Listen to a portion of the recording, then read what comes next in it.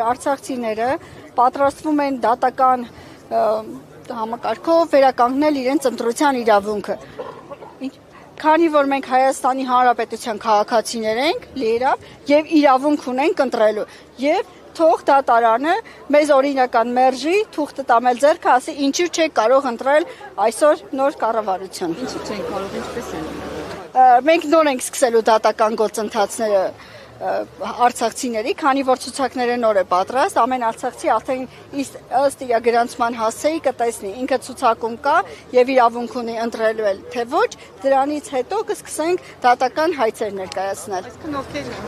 քաղաքացիություն են ստացել, նրանք եւս չեն կարող։ Ոչ, Հայաստանի Հանրապետության քաղաքացի արդեն ունեն քաղաքացիություն մոտ 24000 արցախցի, իսկ 070 կոդով արցախցիների անձնագրերը պետք է համարվեն վավեր եւ պետք է հնարավորություն ունենան ընտրելու։ Տիկին Սաիդա, այսպիսի խնդիրեր կա, կենտրոնական ընտրական հանձնաժողովը երեք մերժեց բոլոր այն տեխնացուների մասնակցությունը ընտրություններին որպես տեխնացու, ովքեր արցախից են։ Այո, շատ ցավալի է։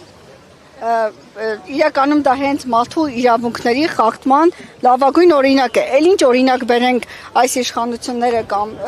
իշխանությանը, որ ամեն օր արցախցիների իրավունքները խախտվեն։ Ինչու արցախցիները իրավունք չունեն ընդգրկվել ցուցակում։ Այսինքն իրենց դիտարկում է որպես ադրբեջանի քաղաքացի։ Չէ, ոչ մի դիտարկում չկա, այո։